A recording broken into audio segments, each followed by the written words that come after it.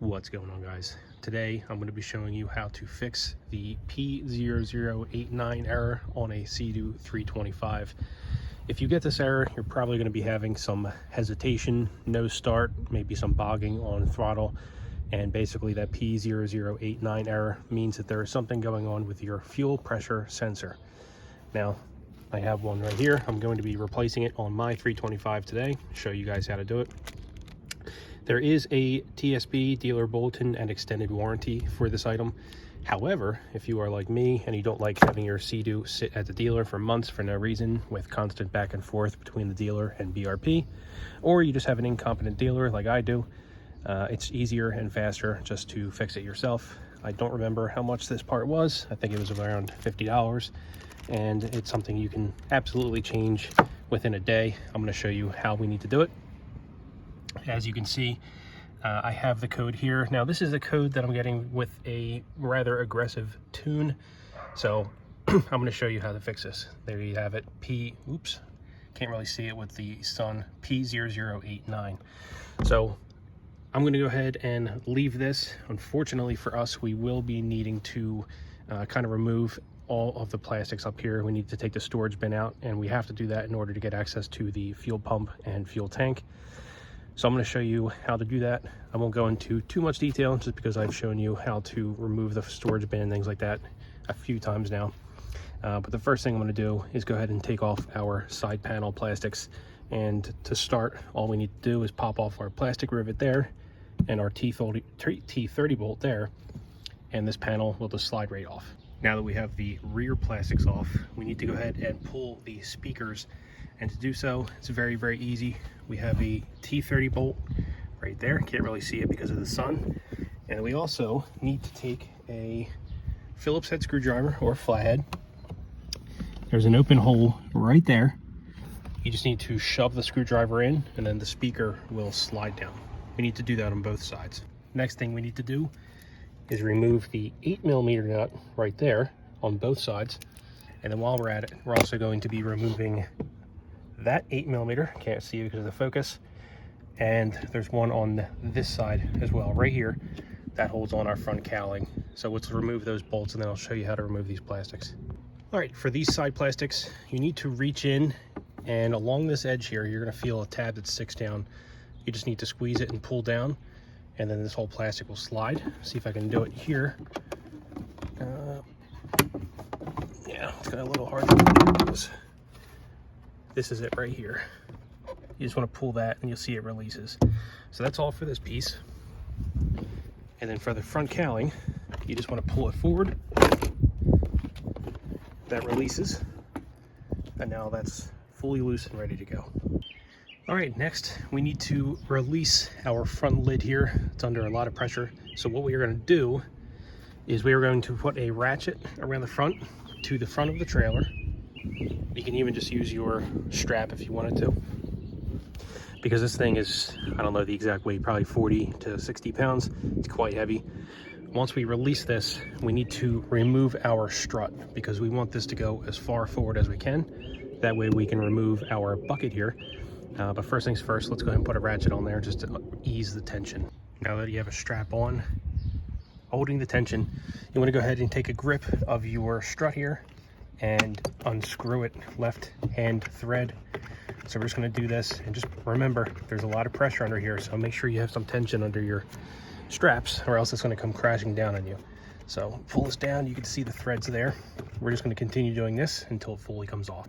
Now you can see that our lid is kind of leaning more forward. We're still going to have to address that in a moment here, but the first thing we need to do is remove all of the T30s that are around the perimeter, including the 4 around the fuel tank, and of course the ones in the latch. There's also going to be one under the strut here. You just have to pop that out, and now you see we have access to it. That needs to come out as well. So take out all of the perimeter tub bolts, and then we'll move on to addressing what we need to do to the front here. All right, so all the bolts are free, and the bucket is technically loose now. However, we are not going to be able to remove it because if you pay attention here, the edge of the bucket is still in the way of our upper lid here. Now, I mentioned this in a couple videos, but I want to mention it here as well. These bolts can be loosened, and you can see that this whole thing can shift. So what we need to do is loosen these 10 millimeters, all the ones that can be adjusted, and then we're just going to pull it forward. That's going to loosen it up and will give us enough clearance to pull out the bucket. The other thing is, for any of you guys that have issues where your latches are too tight or too soft, seems like they're a pain to engage and release, you may just have to adjust these. I can't tell you how many people have come in saying they don't like this design because they have to put a tremendous amount of force on it to release the latch, and it's just because this is not adjusted correctly. So if it seems like it's not correct, you just have to adjust these. We don't have to remove these all the way, by the way. We just need to loosen them up enough that we can pull this whole assembly backwards.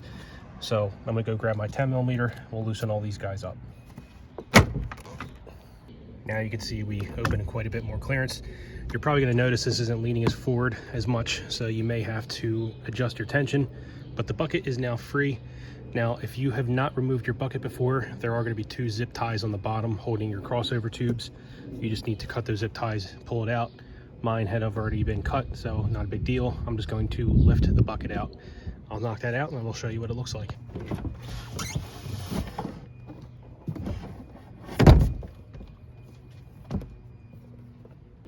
With the tub out, you can see that we have immediate access, very easy access to the fuel pump, fuel tank assembly, and this is our pressure sensor here.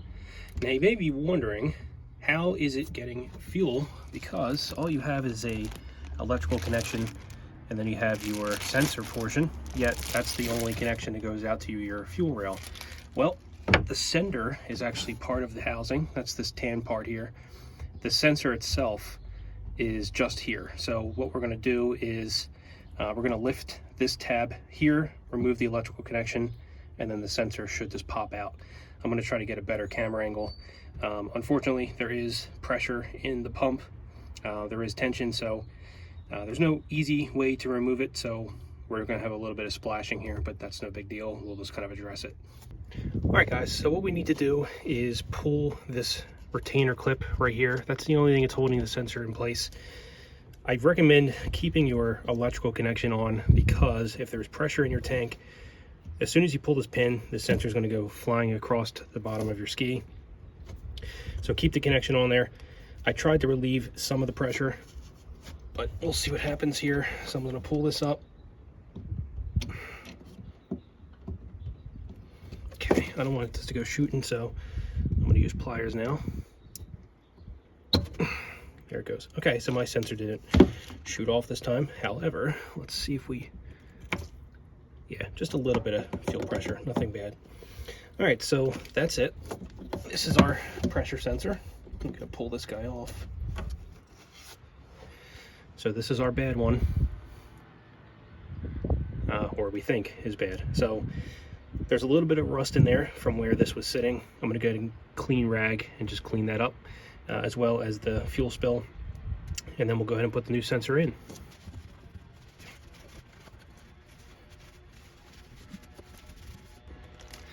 All right, I'm going to go ahead and open up our new sensor here.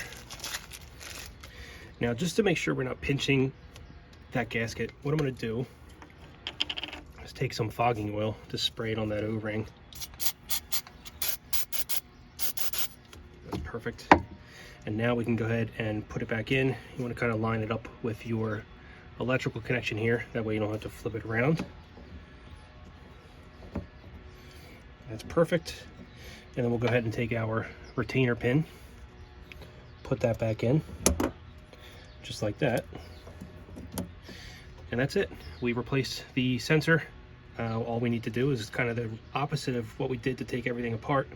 I'm gonna let this sit for a second though, just to help that fuel evaporate. That's, you know, just so we don't have to worry about any built up fumes or anything in here. In the meantime, I'll go ahead and start cleaning things up out here.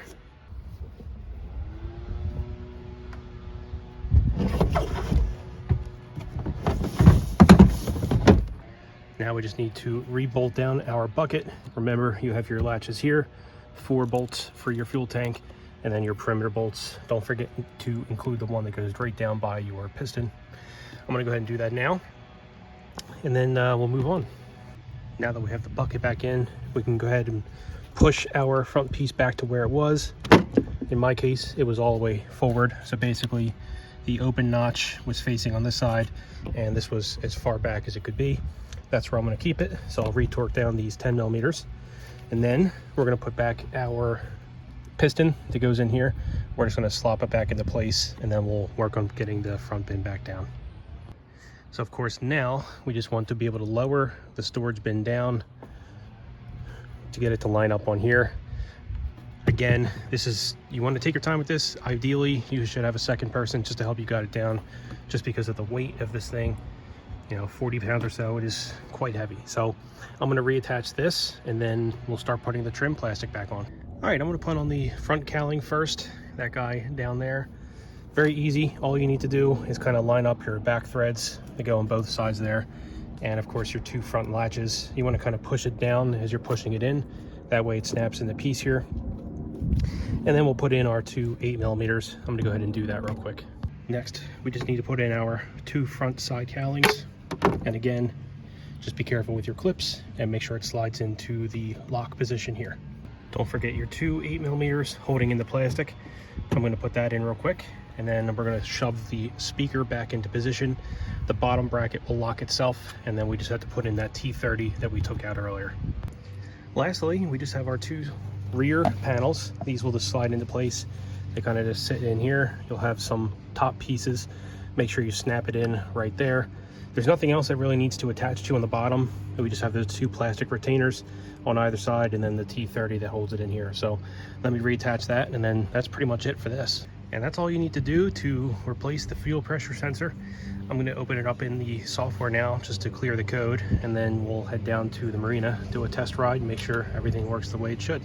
All right guys, we are heading out to do a test ride. I have I would say about half a mile no wake zone to go through, which is perfect because got to let the engine warm up anyway. So once we get out there, I'll turn on the camera again, and that P0089 was coming up at around 3/4 to full throttle, which is funny because it's, you know, for some reason I never had that on the previous tune. However, once you start to hit a certain threshold with these weird Bosch sensors from 2024, I think some of the later models were affected as well.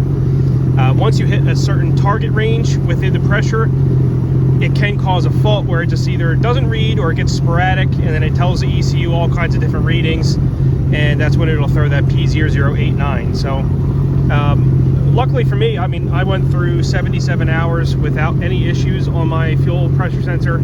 Some people weren't even able to get it away from the dealer. They were just getting the fault codes right away. Skis wouldn't even start. Some people have bogging at full throttle. So the symptoms can range. Like I said earlier, it could be hesitation, no start, trouble starting, unable to achieve full speed, or bogging, weird throttle input or whatever at various RPMs. So that's of course what I was experiencing. Once I went over the target RPM, I was starting to get intermittent P0089 faults. So far so good, but we'll tell for sure once we get out there. All right guys, I just did 2 wide open throttle pulls and no fault codes, so that's a good sign. I'm gonna turn around, see if we can do a top speed run. Of course, I just created a bunch of chop. We'll wait for this to calm down, and then I'll try to get a top speed run and see what we can do.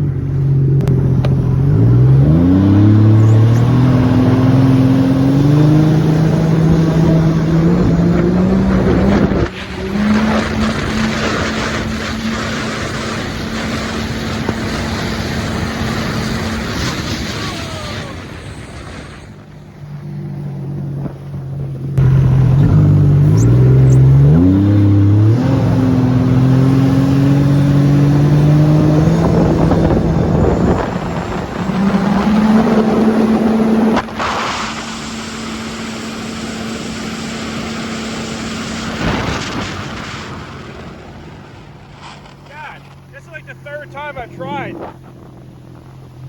It looks flat, but it gets choppy. I just can't hang on. All right, I'm going to do a couple more laps and see if I can do a top speed.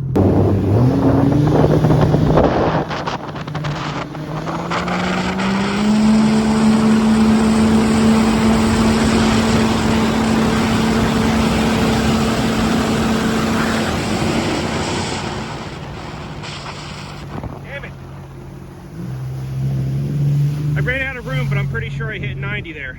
I'm going to try to turn around and see if I can do it again.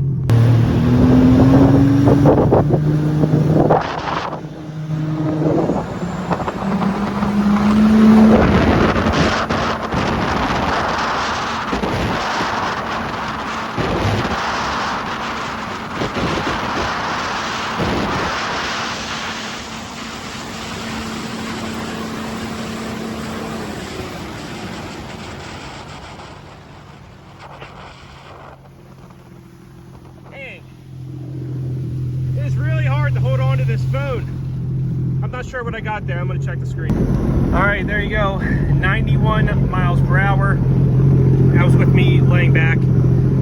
Full trim up, I would say quarter throttle, or actually that's 1/3 fuel tank. And of course, a full-size spare as well. So pretty good testing. I was hitting 91 initially, and then a few hours on tune, I was starting to get the P0089. Very common fuel pressure sensor code. The reason I made this video is because, surprisingly, there's not a single forum post, there's no Facebook group post, there's not a single video out there showing you how to replace that sensor. And I know it's fairly common on the 325s. At least it was in 2024. I know there are still some skis that are getting that code. And I see people bringing them to the dealer and they're spending weeks or months sitting there waiting for parts or whatever. I got this part in probably 2 days. It took me half an hour to replace, even with recording. Very, very simple. So if you are getting P0089 on your ski and you're having some kind of performance problem, or it seems like the engine's just not even starting or whatever, that's the fix for you. If you guys have any questions, please leave a comment in the video and we'll see you in the next one.